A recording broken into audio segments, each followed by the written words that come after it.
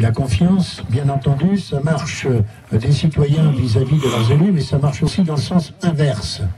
Et là aussi, pour faire un peu polémique, quand j'entends un chef de service de la communauté urbaine sur un dossier précis qui concerne l'esplanade, dire c'est un dossier, et dans une réunion avec des représentants d'associations, dire vous savez c'est un dossier compliqué, permettez-moi de dire que je comprends, moi vous êtes trop con pour comprendre et que j'apprécie pas du tout.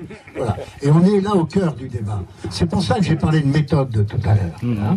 Et je crois que là nous avons besoin de prouver, j'ai parlé de démocratie représentative, bien sûr qu'elle a des limites.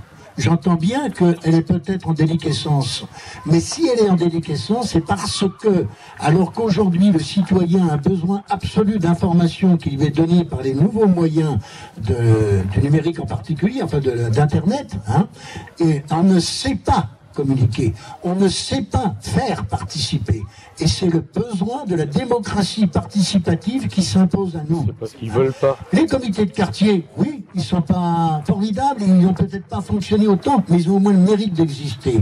Comment est-ce qu'on peut faire en sorte, et je me tourne aussi vers l'adjointe à la démocratie locale, comment est-ce qu'on peut faire en sorte pour qu'on puisse mieux traiter les questions? Je ne crois pas que le comité de quartier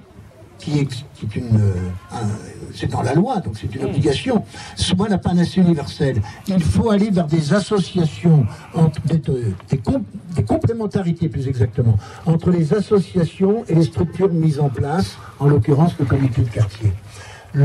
L'association a cela, et le collectif pareil, et les différentes formes de représentation, y compris le blog.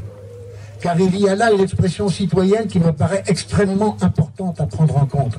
La question est de savoir comment est-ce que le maire de Strasbourg peut prendre en compte tout seul l'ensemble des messages qui peuvent lui être envoyés sur un blog. Voilà, ça j'ai besoin, je crois qu'il faut qu'on essaye de voir comment est-ce qu'on arrive à se structurer.